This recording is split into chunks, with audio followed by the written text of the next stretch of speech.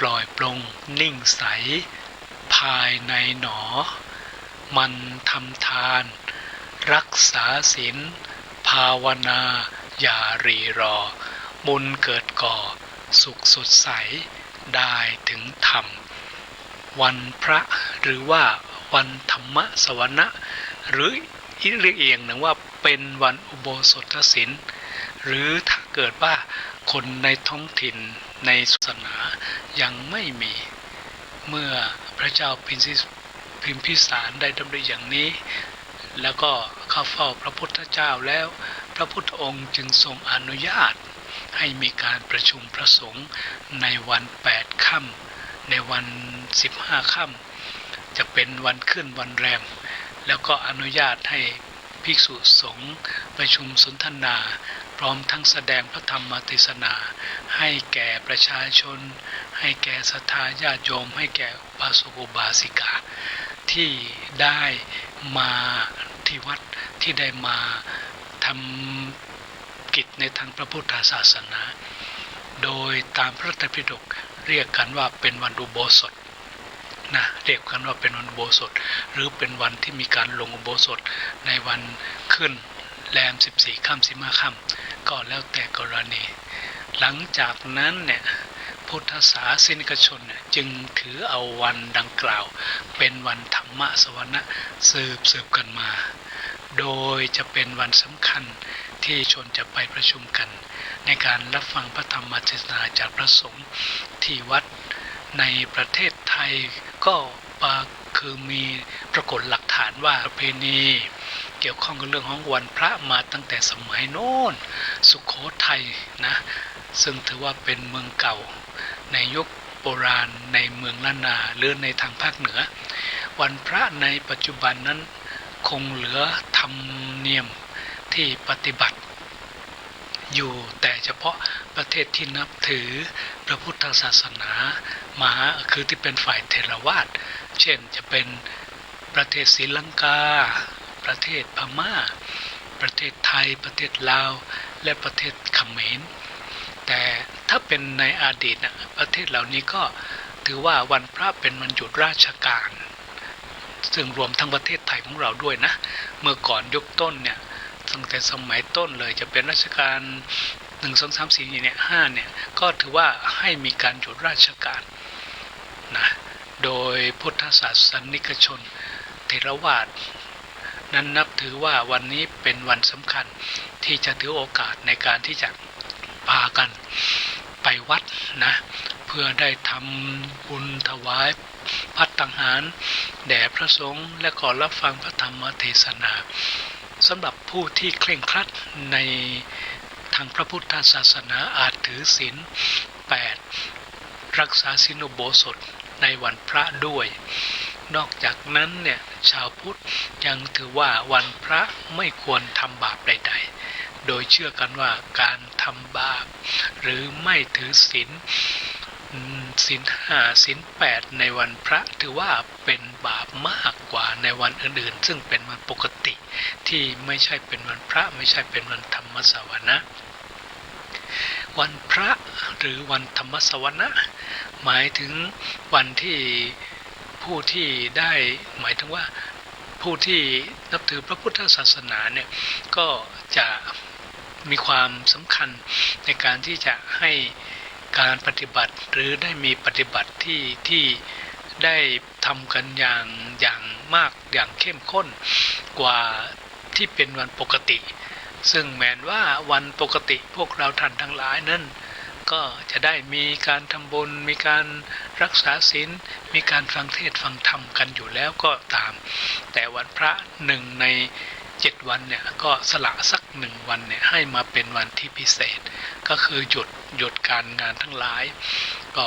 มุ่งเน้นทำเรื่องของการรักษาศีลเรื่องของการ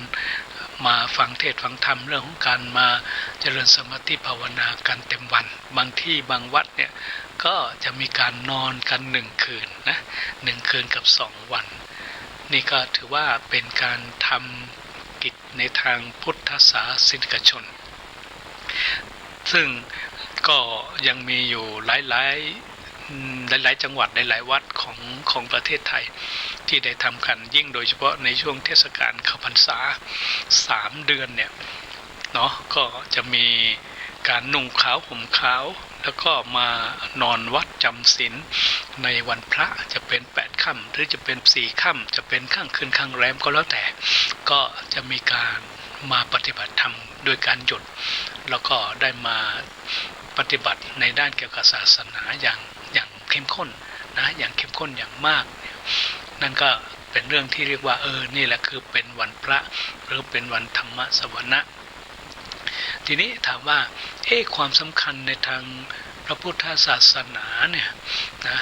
ที่องค์พระศาสดาสัมมาสัมพุทธเจ้าได้อนุญาตให้มีการประชุมสงฆ์นะทุกๆวันขึ้น8 ค่ำก็ดีแรม8 ค่ำก็ดี14 ค่ำ15 ค่ำก็ให้มีพระสงฆ์ตัวแทน1 รูปในการที่จะขึ้นไปสวดปาฏิโมกข์นะเป็นการสวดธรรมหรือเป็นการสวดปาฏิโมกข์ซึ่งถือว่าเป็นสาระสำคัญหนึ่งของผู้ที่เป็นพระสงฆ์สามเณรก็จะได้ฟังเรื่องของการสวดปาฏิโมกข์ปาฏิโมกข์เกี่ยวข้องกับอะไรปาฏิโมกข์นั้นก็จะเกี่ยวข้องกับเรื่องของศีลวัตรคือศีลของการปฏิบัติสำหรับพระสงฆ์สามเณรนะก็ถือว่าเป็นสาระสำคัญ1ใน3 อย่างในทางพระพุทธศาสนาเนื่องจากว่าพระไตรปิฎกนั้นก็จะมีการแบ่งเป็น3 ตะกร้าหรือ3 หมวดใหญ่ๆเนาะก็จะมีเกี่ยวเรื่องของพระสูตรก็ดีพระธรรมก็ดีพระอภิธรรมก็ดีนะการที่พระสงฆ์ขึ้นมาเพื่อที่จะได้เป็นการ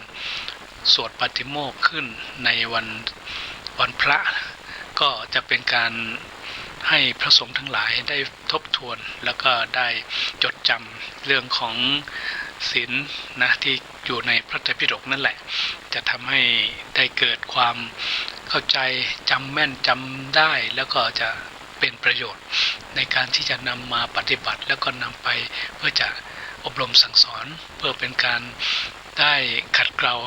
ในการที่จะได้บ่มเพาะในการที่จะได้พัฒนาให้เกิดพลังขึ้นไปทีนี้ในส่วนของวันพระเนี่ยถามว่ามีความสาระสำคัญที่เกิดขึ้นที่เราในฐานะที่เป็นชาวพุทธเนี่ยควรจะต้องหรือว่ารู้อย่างไรอานิสงส์หรือวัตถุประสงค์ของวันพระเนี่ยมีอย่างไรก็มีดังต่อไปนี้1เพื่อต้องการให้เกิดความสามัคคีเป็นน้ำหนึ่งใจเดียวกันของคณะพระสงฆ์นะโดยระเบียบปฏิบัติที่หมั่นทบทวนในการที่จะได้เตือนจิตสะกิดใจหรือในการที่ได้ทบทวนให้รู้ให้เข้าใจให้จำให้แม่นให้ยำในเรื่องของหลักธรรมที่เป็นเรื่องของพระวินัยนะในเรื่องของพระวินัยเพื่อที่จะทำให้เกิดประโยชน์แล้วก็จะทำให้เกิดสตินะซึ่งปกตินั้นก็รู้กันอยู่แล้วแหละแต่ว่าเพื่อให้ได้มาพบปะเพื่อให้เกิดการได้มาแลกเปลี่ยนเพื่อจะทำให้เกิดการได้มาสอบถามพูดคุยถึงความสารทุกข์สุขดิบซึ่งกันและกันว่าในสัปดาห์หนึ่งที่ผ่านไป7 วันที่ผ่านไปเป็นยังไงบ้างมีการพลาดพลั้งอะไรบ้างมีอุปสรรคปัญหาอะไรบ้างหรือมีการที่จะมาบอกกล่าวจะทำให้มีการเกิดความเข้าใจหรือเกิดการพัฒนาหรือแบ่งปันความรู้อะไรกันยังไงบ้างอันนี้ก็ถือว่าเป็นประโยชน์ที่เกิดจากวันธรรมสวนะสำหรับพระสงฆ์ทีนี้ในส่วนของผู้ที่เป็นพุทธศาสนิกชนก็คือญาติโยมทั้งหลายก็จะได้มาพบปะพูดคุยกันเนาะจะได้มารักษาศีลอย่างเข้มอย่างเต็มที่จะได้มาเพื่อจะได้สาธยายมนต์สวดมนต์กันอย่างสามัคคีอยู่ที่วัดจะได้มาเจริญสมาธิภาวนาอย่างพร้อมเพรียงเพื่อให้เกิดพลังเพื่อจะทำให้เกิดการพัฒนาทั้งกายทั้งจิตนะข้อที่2นี้ก็ต้องการให้เกิดความเขาเรียกว่าตอกย้ำความมั่นอกมั่นใจความศรัทธาแล้วก็หมั่นทบทวนในหลักธรรมะนะจะเป็นเรื่องศีลก็ดีจะเป็นเรื่องของทานศีลภาวนาก็ดี จะเป็นเรื่องของการปฏิบัติก็ดีก็จะได้ทำให้เกิดมาเรียกว่าได้รับการทบทวนแล้วก็จะได้รับการรับฟังในธรรมะที่เป็นสารธรรมในทางพระพุทธศาสนาเพื่อจะได้มีความรู้ความเข้าใจให้เป็นไปในทางที่เกิดความเจริญอันนี้ก็ถือว่าเป็นวัตถุประสงค์ข้อที่2ในการที่ต้องการให้เกิด3ก็คือว่าต้องการให้เป็นวันแห่งการได้สร้างเรามาทำวันพระให้เป็นวันที่สำคัญหมายว่ายังไงคือทำวันพระนี่ให้เป็นพระหมายความยังไงก็คือว่าอยู่อย่างพระการอยู่อย่างพระคือว่าอยู่โดยการมีสติอยู่โดยการอยู่กับธรรมชาติอยู่ด้วยการได้มีการแสดงธรรมอยู่ด้วยการได้มีการได้อบรมบ่มเพาะด้านของพลังจิตพลังใจแล้วก็ปัญญาฉะนั้นการทำวันพระให้เป็นพระเนี่ยก็สามารถจะทำให้เกิดประโยชน์ในการที่ทำให้เราทั้งหลายได้เข้าใจในหลักธรรมได้มากยิ่งขึ้นทำวันพระให้เป็นวันเพชรก็คือว่าเป็นการเพิ่มพูนให้เราได้มีสติมีปัญญาเพราะสติปัญญาเนี่ยเป็นสิ่งที่มีค่าเป็นสิ่งที่ถือว่ามีประโยชน์แล้วก็เป็นอาวุธที่สามารถฆ่าฟันเรื่องของกิเลสตัณหาดับความทุกข์นานาประการของชีวิตนั้นได้ถ้าหากว่าเราได้ทำวันพระให้เป็นวันเพชรก็คือทำวันพระให้เป็นทำให้เราท่านทั้งหลายเนี่ยได้เป็นผู้ที่มาเติมพลังชาร์จแบตเตอรี่เขาเรียกว่าเป็นพลังจิตรานุภาพเพื่อจะได้เพิ่มพูนพลังแห่งปัญญาวุฒิในการจะไปฟาดฟันหรือไปขจัดอุปสรรคปัญหานานาประการให้หมดสิ้นไปทำวันพระให้เป็นวันแห่งปัญญาทำวันพระให้เป็นวันที่ว่าเป็นผู้รู้ในชีวิตรู้ในอุปสรรคปัญหารู้เรื่องของการที่จะดำรงในสภาวะที่เกิดขึ้นในชีวิตประจำวันเป็นผู้รู้เป็นผู้ตื่นจากความมืดตื่นจากอวิชชาตื่นจากการเป็นผู้เบาปัญญาตื่นจากความงมงายหรือตื่นจากการไม่พบความสว่างไสวผู้เบิกบานก็คือว่าเรามาทำให้ตัวเองเป็นผู้ที่มีจิตใจที่เบิกบานสดชื่นมีร่างกายที่มีความสดชื่นแจ่มใสแล้วก็ให้เป็นผู้ที่เข้าใจถึงสภาวะธรรมที่เป็นอยู่ให้เข้าใจธรรมชาติที่ดำรงอยู่ให้เข้าใจถึงไตรลักษณ์เนาะไตรลักษณ์ของชีวิตว่ามันเกิดขึ้นตั้งอยู่แล้วก็มีการแปรเปลี่ยนดับไปอันนี้มันเป็นอนิจจังทุกขังอนัตตานะทุกอย่างเนี่ยถ้าเราเข้าใจอย่างนี้แล้วเนี่ยเรื่องของความทุกข์ที่เราประสบในแต่ละวันเราก็สามารถในการที่จะดับทุกข์ไอ้ตรงนั้นลงไปได้ซึ่งตรงนี้เป็นสิ่งที่สำคัญเพราะว่าถ้าเกิดว่าวันพระได้ทำอย่างนี้เราเท่ากับว่าได้ทำวันพระให้เป็นวันแห่งปัญญาเป็นวันแห่งเป็นผู้รู้ผู้ตื่นผู้เบิกบานเป็นวันเพชรเป็นวันแห่งการที่จะเกิดเรื่องของชีวิตใหม่ในการที่จะดับความทุกข์นานาประการนั้นลงไปซึ่งก็ถือว่าเป็นสิ่งที่ดีในสมัยพุทธกาลที่พระเจ้าพิมพิสารได้นำดำริตรงนี้ไปกราบทูลองค์พระสัมมาสัมพุทธเจ้าแล้วก็พระสัมมาสัมพุทธเจ้าก็อนุญาตให้มีการว่าปฏิบัติเรื่องของวันพระขึ้นและนี่ก็คือสิ่งที่สำคัญไม่อยากให้เราท่านทั้งหลายในฐานะที่เป็นชาวพุทธเนี่ยมาวันพระคือว่าไม่อยากให้ทำวันพระให้เป็นวันพิษทำไมถึงต้องบอกว่าไม่อยากให้ทำวันพระเป็นวันพิษก็คือว่าเป็นวันแห่งการเบียดเบียนกันเป็นวันแห่งการเอาเปรียบกันเป็นวันแห่งการประหารกันเป็นวันในการชิงชังโกรธแค้นในการมาทะเลาะวิวาทในการที่จะทำให้เกิดทุกข์เกิดโรคเกิดภัยนี่คือทำวันพระให้เป็นวันพิษตรงนี้ทำวันพระเป็นวันแห่งความพ่ายแพ้หมายความว่าพ่ายแพ้ต่อกิเลสพ่ายแพ้ต่อความโลภความโกรธความหลงแล้วก็พ่ายแพ้ต่อตัณหาซึ่งมันก็จะทำให้เกิดแต่ความเนี่ยเราทุกคนเนี่ยมีความทุกข์กันอยู่มากแล้วเราขาดสติเราไม่ได้ปฏิบัติเราไม่ได้มีการดับทุกข์อะไรฉะนั้นถ้าทำวันพระให้เป็นวันแพ้คือการที่เราไม่ชนะต่อโลภโกรธหลงไม่ชนะต่อกิเลสไม่ชนะต่อปัญหานั่นก็มีแต่จะทำให้ความทุกข์มันทับถมขึ้นมาเข้าไปในชีวิตอย่างเต็มที่ แล้วก็ไม่อยากให้พวกเราทั้งหลายทำวันพระให้เป็นวันเพ้อฝันคือเป็นวันแห่งการโกหกหลอกลวงเป็นวันแห่งการเพ้อเหลวไหลเป็นวันแห่งการเสียสุขภาพโดยการไปทำให้เกิดการเสียทรัพย์โดยการทำไปให้เกิดเรื่องของการเสียเรียกว่าเสียการเสียงานนะก็คือว่าไม่อยากให้วันพระนี่มาเป็นวันทำลายสุขภาพตัวเองไม่ว่าจะไปดื่มไปกินไปเที่ยวหรือการทะเลาะวิวาทอะไรกันมันเป็นอันตรายแล้วก็มีแต่ความทุกข์เกิดขึ้นมาฉะนั้นวันพระในสมัยพุทธกาลแม้กระทั่งปัจจุบันนี้จุดประสงค์ก็ต้องการให้พวกเราทั้งหลายเนี่ยทำวันพระให้เป็นพระทำวันพระให้เป็นเพชรทำวันพระให้เป็นวันที่ตื่นรู้เบิกบานแล้วก็จะทำให้เราเป็นผู้ที่ดับความทุกข์เนาะของชีวิตเพื่อจะทำให้ชีวิตได้พบในสิ่งที่เรียกว่าเป็นทางของการที่จะดำเนินชีวิตไปในการจะทำให้ชีวิตนั้นมีความสุขแล้วก็พบแห่งความประเสริฐแล้วก็ความสำเร็จนะในชีวิตอย่างเต็มที่ฉะนั้นในวันพระในกิจกรรมที่ทำในทางพุทธศาสนาก็คือว่าเริ่มต้นตอนเช้าก็จะมีการสวดมนต์ทำวัดจากนั้นก็บิณฑบาตทำบุญนะจากนั้นก็จะได้รับประทานอาหารแล้วก็ต่อมาก็จะเป็นการไหว้พระสวดมนต์รักษาศีลแล้วก็มาฟังธรรมแล้วก็มาเจริญสมาธิภาวนาอันนี้ก็ถือว่าเป็นกิจกรรมหรือเป็นกิจในทางพระพุทธศาสนาในการจะทำให้เกิดสิ่งดีแก่ชีวิตของพวกเราถ้าพูดถึงว่าวันพระเนี่ยมีความอัศจรรย์อะไรไหมวันพระเนี่ยมีความมหัศจรรย์นะเกิดขึ้นในสมัยพุทธกาลก็ดีแม้ปัจจุบันก็ดีวันพระนี่เกิดเหตุการณ์ใดในหมู่โลกมนุษย์บ้างในนรกสวรรค์บ้างคือในวันพระตลอดเวลา1 เดือนนับตั้งแต่เรียกว่า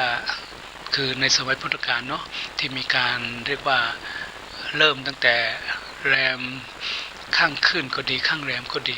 ในเดือนนึงก็จะมีสิ่งต่างๆเกิดขึ้นมายิ่งโดยเฉพาะในช่วงที่มีการเข้าพรรษาเนี่ยนะโดยเฉพาะในช่วงเทศกาลเข้าพรรษาเนี่ยก็คือว่าได้มีการกล่าวไว้ว่าตั้งแต่ข้างแรมจนถึงข้างขึ้น15 ค่ำ1 เดือนนี้มีอะไรเกิดขึ้นในวันนี้ถ้ามนุษย์ทำความดีก็จะถูกเจ้าหน้าที่ที่จดบันทึกไว้ในแผ่นลานทองส่วนเจ้าหน้าที่ในแต่ละเขตก็รวบรวมแผ่นทองไปให้อากาศเทวดาเพื่อรวมบัญชีไปให้หัวหน้าอากาศเทวดา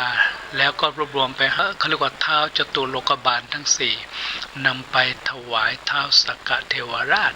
เพื่อพระอินทร์หรือเพื่อรายงานท้าวสักกะเทวราชก็ทำการประชุมคณะกรรมการเพื่อให้รายงานในวันโกนหรือเป็นวันก่อนถึงวันพระ1 วันเขาเรียกเป็นวันโกนนี่ก็คือว่าเป็นวันที่พระสงฆ์สามเณรเขาจะได้มีการโกนหัวกันเรื่องราวของสวรรค์ในชั้นดาวดึงส์เรื่องราวของท้าวจตุโลกบาลที่เอาบัญชีมารายงานเทวดาบางเหล่าบางหมู่ดำรงชีวิตด้วยความไม่ประมาทคือดำรงชีวิตด้วยความไม่ประมาทเมื่อสิ้นบุญผลแห่งความไม่ประมาทนะวิบากกรรมเก่าจึงสมผลให้ไปเกิดเป็นเปรตบ้างเป็นอสุรกายบ้างตามกำลังบาปบ้าง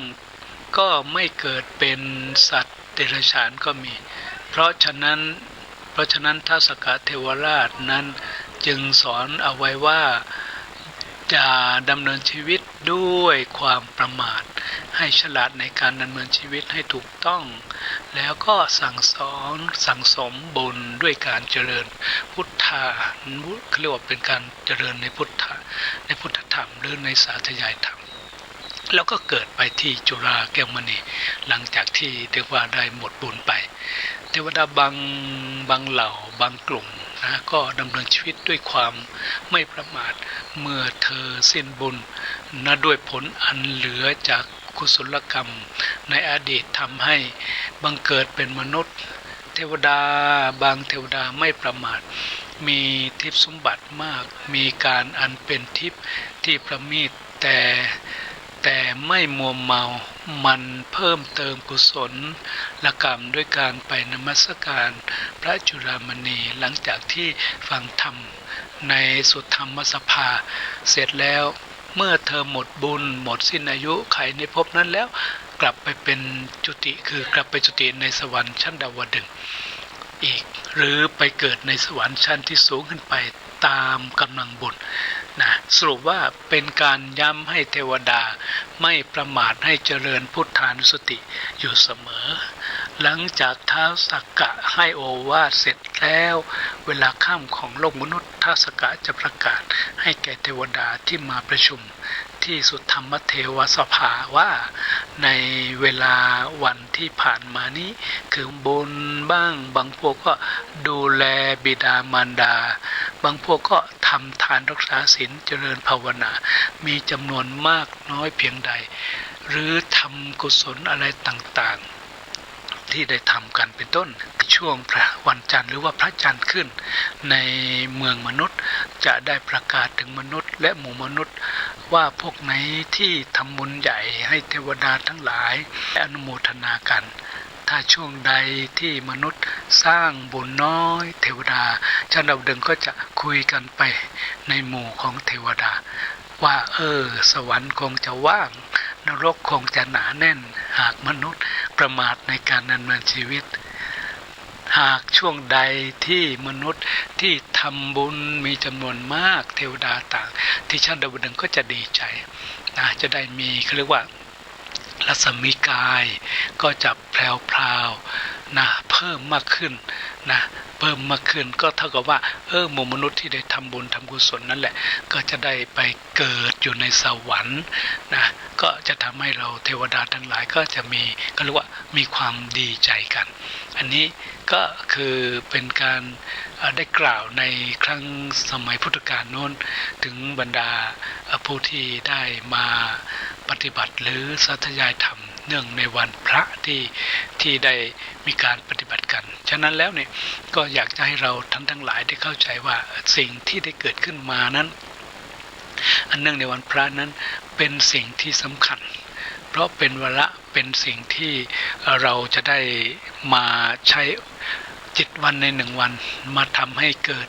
แต่สิ่งที่ดีกับชีวิตของพวกเราทีนี้เรามาดูว่าในทางพระพุทธศาสนาเนี่ยถ้าพูดถึงเรื่องของวันพระแล้วนี่ก็จะพูดถึงว่าการเป็นพุทธศาสนิกชนที่ดีในทางพระพุทธศาสนาเพราะว่าอะไรเพราะว่าการเป็นพุทธศาสนิกชนหรือการดีของทางพระพุทธศาสนาเนี่ยเป็นสิ่งที่สำคัญมากๆแล้วก็เป็นสิ่งที่อยากให้ทุกคนทั้งหลายนั้นได้เข้าใจนะในทางพระพุทธศาสนาที่พูดถึงว่าการเป็นสาวกที่ดีการเป็นพุทธ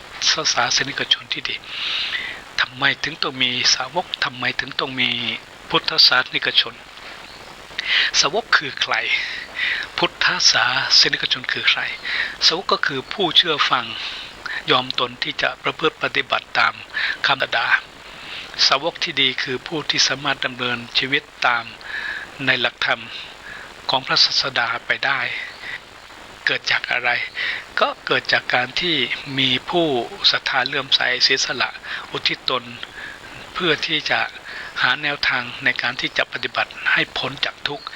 แล้วก็นำทางที่พบแล้วนั้นมาถ่ายทอดเผยแพร่ให้ผู้อื่นปฏิบัติตามจากคนเหล่านั้นได้ปฏิบัติตามทำให้คนที่ได้ฟังนั้นเกิดความศรัทธาเลื่อมใสแล้วก็ได้มาแสดงตนเป็นพุทธมามกะแสดงตนเป็นสาวกในการที่จะได้นับถือซึ่งหลักธรรมะหรือซึ่งพระศาสดาของพระพุทธศาสนาทีนี้เรามาดูว่าการประกาศตนเป็นพุทธศาสนิกชนหรือเป็นพุทธมามกะนี่เป็นอย่างไรก็คือว่าในทางพระพุทธศาสนานั้นก็จะได้มีสาระสำคัญการเกี่ยวกับเรื่องของการที่ว่าการเป็นพุทธศาสนิกชนก็คือชนผู้นับถือพระพุทธศาสนาอันเป็นศาสนาของผู้รู้ผู้ตื่นผู้เบิกบานมีชื่อเรียกอีกอย่างอื่นไปอีกเช่นพุทธสาวกคือผู้นับถือพระพุทธเจ้า เชื่อฟังและปฏิบัติตามพุทธบริษัทก็คือบริษัทของผู้ที่นับถือพระพุทธศาสนาที่มีองค์ประกอบ4คือภิกษุณีภิกษุเนาะภิกษุณีอุบาสกและอุบาสิกานี่เขาเรียกว่าเป็นพุทธบริษัท4นะมกะก็คือผู้แสดงตนนับถือพระพุทธเจ้าพระธรรมแล้วก็พระสงฆ์พุทธบทก็คือบุตรของพระเป็นพระพุทธเจ้าพุทธศาสนิกชนที่ดีก็คือผู้ที่สามารถดำเนินชีวิตตามพระพุทธเจ้าไปได้เรามาดูต่อว่าพุทธศาสนิกชนนี่เกิดจากอะไรพุทธศาสนิกชนนี่ก็เกิดจากเลื่อมใสนะเกิดความนับถือบูชาก็ได้มาเปล่งปฏิญาณคือเปล่งปฏิญาณตนแสดงตนเป็นพุทธมมกะนั่นเองพุทธศาสนิกชนทำเพื่ออะไรก็เพื่อเป็นการสืบอายุพระพุทธศาสนาเพื่อศึกษาปฏิบัติธรรมะคำสั่งสอนขององค์พระพุทธเจ้าเพื่อเข้าถึงซึ่งความเป็นผู้รู้ผู้ตื่นและผู้เบิกบานนี่คือพุทธศาสนิกชนเพื่อทำสิ่งนั้นซึ่งเป็นวัตถุประสงค์พุทธศาสนิกชนโดยวิธีใดบ้างที่ทำก็คือการปฏิบัติหน้าที่ของผู้ที่เป็นพุทธศาสนิกชนหรือการเป็นพุทธมมกะหน้าที่หน้าที่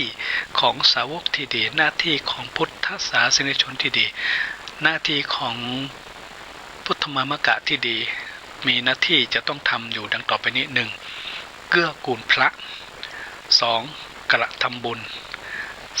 3. คุณพระศาสนา 4. เป็นอุบาสกอุบาสิกาชั้นนำ 5. มันสำรวจตรวจตราความก้าวหน้าของตนที่ได้มาเริ่มศรัทธานับถือหรือปฏิบัติในหลักธรรมของพระสัมมาสัมพุทธเจ้าเรามาดูว่าหนึ่งคือเกื้อกูลพระนี่คือต้องทำอย่างไรในทางพระพุทธศาสนาเนี่ยคำว่าเกื้อกูลพระนั้นก็คือปฏิบัติต่อพระสงฆ์เสมือนว่าเป็นทิศเบื้องบนนะเสมือนว่าเป็นทิศเบื้องบนที่ทุกคนได้บูชาได้กราบไหว้สักการะการที่จะปฏิบัติในการเกื้อกูลพระทำได้อย่างไรหนึ่งจะทำสิ่งใดก็ทำด้วยความเมตตาการทำสิ่งใดก็คือว่าเวลาที่เราจะนำอะไรทำอะไรหรือจะมีอะไรก็ตามทีในการที่จะทำในวันในชีวิตจะมาทำที่วัดหรือทำที่บ้านก็ตามทีก็ทำด้วยความเมตตาเพราะว่าอะไรเพราะว่าในปัจจุบันเนี่ยถ้าเราดูสื่อดูข่าวก็มักจะมีภาพมีสื่อมีข่าวที่เกี่ยวข้องกับเรื่องของพระสงฆ์สามเณรนะที่มีการนำเสนอข่าวคราวอะไรต่างๆทางที่ไม่ดีก็มากทางที่ดีก็น้อยหลายคนก็มักจะมีความรู้สึกทำไมมันมีเรื่องร้ายทำไมมีสิ่งที่ไม่ดีทำไมถึงมีเรื่องราวเกี่ยวกับพระที่ไม่ค่อยดีออกบ่อยเหลือเกินเนี่ยหลายคนหลายทางก็อาจจะเรียกว่าไปทุบไปตีไปด่าบางทีก็ไปทำร้ายอะไรกันก็ถ้าเกิดว่าเกิดขึ้นอย่างนั้นก็ทำให้สะทกสะเทือนใจของคนแต่ถ้าเกิดว่าเราเข้าใจคือว่าเวลาจะทำอะไรก็พยายามไม่ทำด้วยความโกรธไม่ทำด้วยความอาฆาตไม่ทำด้วยความแค้นไม่ทำด้วยการทำให้เกิดโรคเกิดภัยแต่ต้องทำด้วยความเมตตา 2. จะพูดสิ่งไหนจะวิพากษ์วิจารณ์หรือวิจารณ์อะไรก็ขอให้พูดด้วยความเมตตาพูดด้วยความปรารถนาดีไม่ด่าไม่หมิ่นไม่หยาบไม่สาปไม่แช่งนะก็พูดด้วยความรักความเมตตาให้สติกัน 3. จะคิดสิ่งใดก็คิดด้วยความเมตตาก็คือว่า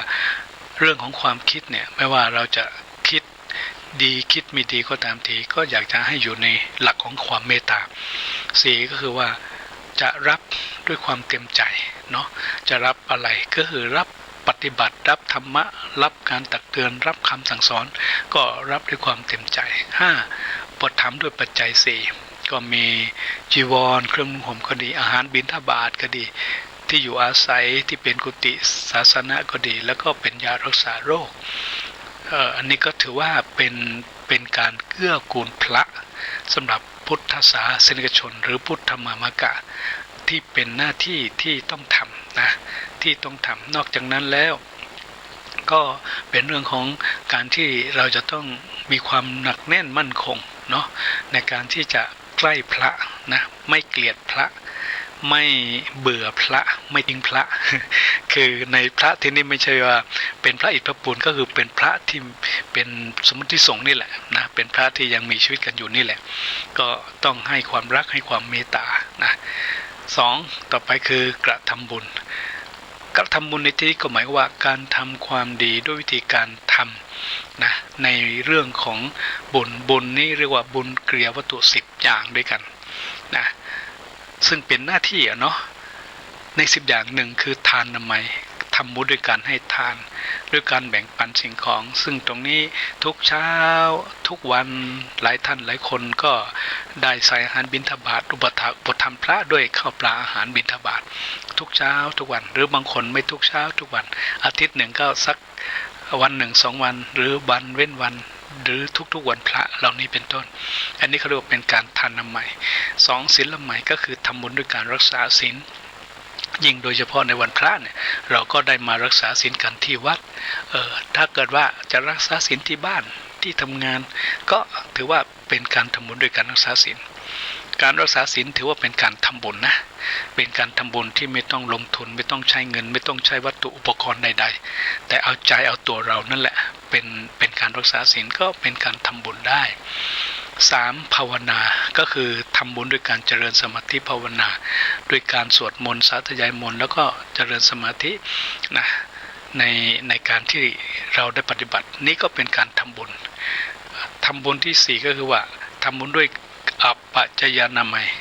คือการทำบุญอัปปัจจายานามัยเนี่ยเป็นการทำบุญด้วยความอ่อนน้อมถ่อมตนเป็นคนอ่อนน้อมถ่อมตนเป็นคนรู้จักสัมมาคารวะนอบน้อมถ่อมตนโดยการกราบการไหว้นะก็เป็นการทำบุญนะเนี่ยอย่างพวกเราอยู่ที่บ้านเราก็อ่อนน้อมถ่อมตนต่อพ่อต่อแม่ต่อสามีภรรยาต่อผู้หลักผู้ใหญ่ซึ่งกันและกันนะเป็นการทำบุญเนี่ยเขาเรียกว่าเป็นอัปปัจจายานามัยนะ5เวยาวัจจะใหม่ก็คือทำบุญด้วยการขนขวายบำเพ็ญประโยชน์ต่อผู้อื่นการบำเพ็ญประโยชน์ต่อผู้อื่นก็คือการสละแรงกายสละปัญญาเนาะด้วยการช่วยเหลือเขาก็ดีด้วยการไปทำประโยชน์ไปสร้างไปก่อหรือไปมีการมีงานอะไรก็ไปยกไปยอนะก็ถือว่าเป็นการทำบุญเรียกว่าเป็นเวยาวัจจะใหม่6ปฏิทานใหม่ปฏิทานใหม่คือว่าบุญด้วยการแผ่กุศลให้ผู้อื่นนะโดยส่วนในการทำบุญนั้นเวลาที่เราได้มีการไหว้พระสวดมนต์เวลาที่เราได้ทำบุญบริจาคทานเราก็หยาดน้ำให้กับเหล่าสรรพสัตว์ทั้งหลายให้กับเจ้ากรรมในายเวรทั้งหลายให้กับสัมภเวสีทั้งหลายให้กับกู้อาฆาตกู้พยาบาททั้งหลายก็คือว่างี้เขาเรียกว่า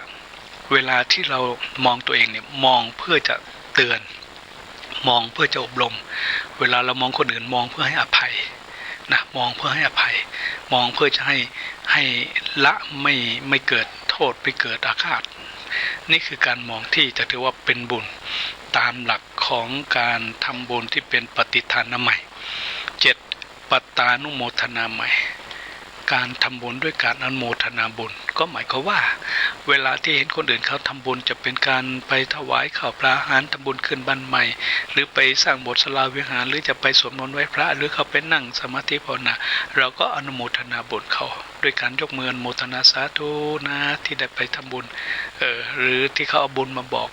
เอาบุญมาให้เนาะเชิญชวนไปปฏิบัติธรรมเราก็อนุโมทนาบุญด้วยนะอันนี้เป็นปัตตานุโมทนาใหม่8ธรรมสวนาใหม่ธรรมสวนาใหม่บุญด้วยการฟังธรรมอย่างตอนนี้ที่ท่านกำลังฟังการบรรยายธรรมที่พระครูประสิทธิ์ได้บรรยายอยู่ในขณะนี้นะก็ถือว่าเวลาที่ท่านฟังด้วยจิตที่เป็นสมาธิฟังด้วยจิตที่สำรวมฟังด้วยความตั้งใจนี่เป็นการทำบุญนะนี่กำลังได้รับบุญฉะนั้นท่านต้องเป็นบุญเหลือเกินเนาะเนี่ยเขาเรียกว่าเป็นการทำบุญด้วยการฟังธรรมนะ9ธรรมเทศนาใหม่บุญด้วยการแสดงธรรมในขณะเดียวกันเนี่ยพระอาจารย์เองก็ได้บุญเหมือนกันเพราะว่าได้เทศนาธรรมได้นำสาระเรื่องของวันพระมาบรรยายทางวิทยุให้กับทุกท่านที่ฟังก็ถือว่าพระอาจารย์ก็ได้ทำบุญบำเพ็ญบุญ ก็ทำให้เกิดความรู้สึกโอ้มีความปิติมีความสุขเบาสบายมีความสุขนะที่ได้นำสารธรรมนำหลักธรรม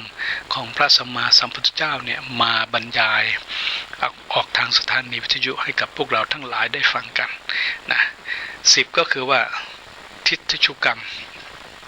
ทิฏฐิชุกรรมเนี่ยก็คือทำมนด้วยการทำความเห็นให้เป็นสัมมาทิฏฐิเรื่องของความเห็นดีเรื่องของความเห็นในทางที่เป็นบุญเป็นกุศลก็ว่าเห็นว่าทำดีก็ได้ดีทำชั่วก็ได้ชั่ว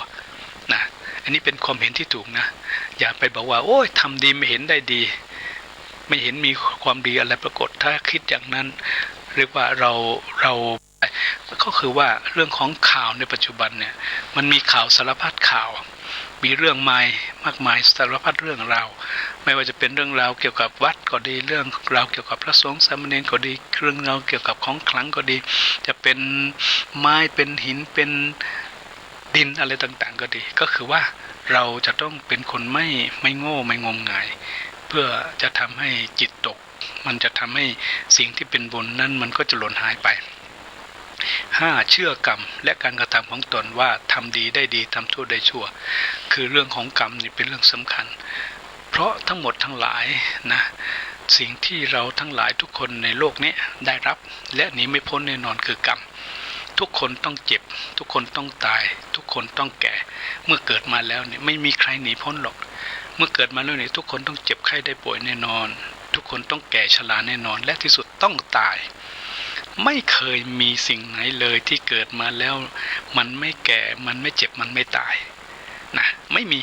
นี่คือความจริงฉะนั้นต้องเชื่อผลของความจริงที่เป็นกรรมตรงนี้ต่อไป5ก็คือว่ามันสำรวจตรวจตราความก้าวหน้าของตนเราเป็นคนเราโชคดีเรามีบุญที่เกิดมาเป็นคนและผู้ที่ได้เป็นพุทธศาสนิกชนผู้ที่ได้เป็นพุทธมามกะแสดงว่าเรามีความศรัทธามั่นคงแล้วฉะนั้นการสำรวจตรวจตราความศรัทธาคือความเชื่อถูกหลักถูกธรรมตามแนวที่พระศาสดาได้สอนไว้นี่เป็นสิ่งที่ประเสริฐเราไม่ตื่นตัวเราไม่ตื่นข่าวเราไม่ล้มเราไม่หมดศรัทธานี่คือการสำรวจความก้าวหน้าว่านี่แหละเรามีความก้าวหน้านะ2มีการประพฤติปฏิบัติเรื่องของการรักษาศีลก็ดีเรื่องของการดำรงชีวิตเลี้ยงชีพดำเนินชีวิตในชีวิตประจำวันให้ดำรงอยู่ด้วยการที่เรียกว่าไม่เป็นบาปไม่เป็นมัวเมาคือไม่เป็นอบายมุขนะก็ถือว่าจะทำให้ชีวิตมีความปลอดภัยแล้วก็จะเป็นชีวิตที่จะก่อให้เกิดความบรมสุขขึ้นได้นะถามว่าอาชีพอะไรที่เหมาะสมอาชีพทุกอาชีพที่มันเป็นอาชีพเหมาะสมเราไม่ได้ผิดต่อศีลไม่ได้ผิดต่อกฎหมายเราไม่ได้ผิดต่อความทุกข์อะไรก็ถือว่าเป็นอาชีพที่เหมาะสมจะเป็นครูเป็นอาจารย์จะเป็นพ่อค้าวันนี้จะเป็นเกษตรกรหรือจะเป็นคนทำงานอะไรก็ขอให้เป็นอาชีพที่บริสุทธิ์นะ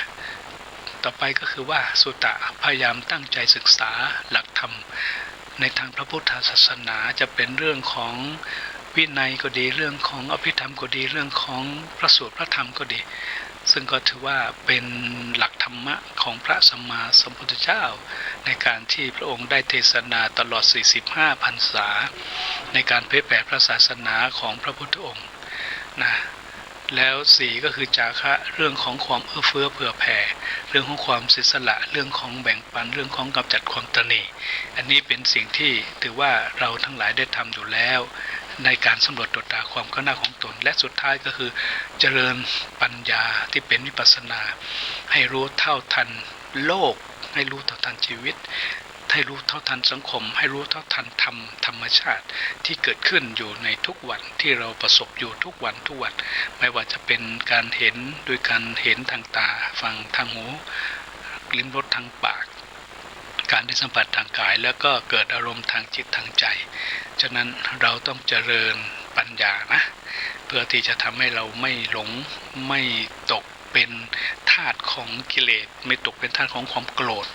ความโลภความหลงตรงนั้นเพราะมันจะเป็นทุกข์นะอันนั้นคือเรื่องของการสำรวจตรวจตราความก้าวหน้าของตนเนาะทีนี้ต่อไปคือว่าการสำรวจตรวจตราความเจริญก้าวหน้าของตนต่อไปคือว่าต้องเป็นผู้ที่ มีเรียกว่าทำหน้าที่ของการเป็นพุทธศาสนิกชนและเป็นพุทธมามกะที่ดีเป็นหน้าที่ในด้านไหนมีชีวิตที่สงบขึ้นอยู่ด้วยความถูกต้องมีความสงบดำรงชีวิตไปอยู่ด้วยความถูกต้องเป็นคนที่มีความหมั่นนะหมั่นขยันนะหมั่นขยันมั่นคงในการที่ยึดพระพุทธพระธรรมพระสงฆ์เป็นที่ตั้งในการดำรงชีวิตแล้วก็3สามารถแก้ไขปัญหาของชีวิตได้ด้วยปัญญาอันถูกต้อง